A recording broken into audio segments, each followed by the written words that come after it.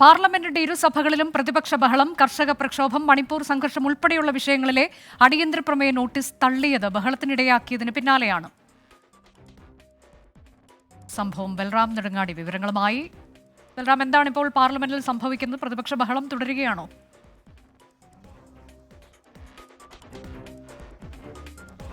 അനുജ, പാർലമെന്റിന്റെ ഇരുസഭകളും ഇപ്പോൾ പ്രതിപക്ഷ ബഹളത്തെ തുടർന്ന് സ്തംഭിച്ച് 12 മണിവരെ പിരിഞ്ഞിരിക്കുകയാണ്. ലോക്സഭ ഇന്ന് സമ്മേളിച്ച് 2 മിനിറ്റ് പോലും തികയ്ക്കും മുമ്പ് പ്രതിപക്ഷ ബഹളമുണ്ടായി. അദാനി വിഷയം, ഒപ്പം തന്നെ അതിനേക്കാൾ കൂടുതലായി രാഹുൽ ഗാന്ധിക്ക് എതിരായി BJP അംഗങ്ങൾ ഉന്നയിച്ച വിദേശ വ്യവസായി ജോർജ് സോറസുമായി ബന്ധപ്പെട്ട ആരോപണം എന്നീ വിഷയങ്ങളിൽ തന്നെയാണ് പ്രതിപക്ഷ ബഹളം ഉണ്ടായത്. മണിപ്പൂർ അടക്കമുള്ള വിഷയങ്ങൾ ചർച്ച ചെയ്യണമെന്നാവശ്യപ്പെട്ടുകൊണ്ട് പ്രതിപക്ഷ അംഗങ്ങൾ അടിയന്തര പ്രമേയത്തിന് നോട്ടീസ് നൽകിയിരുന്നു.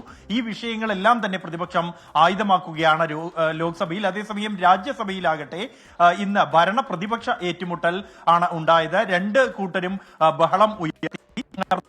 മണിപ്പൂർ വിഷയം അടക്കമുള്ള വിഷയങ്ങളിൽ പ്രതിപക്ഷം നോട്ടീസ് നൽകി എങ്കിൽ സോണിയാഗാന്ധിക്കെതിരെ പാർലമെന്റ് ഇരുസഭകളും പ്രതിപക്ഷ ബഹളത്തെ തുടർന്ന് നിർത്തിവെച്ചു.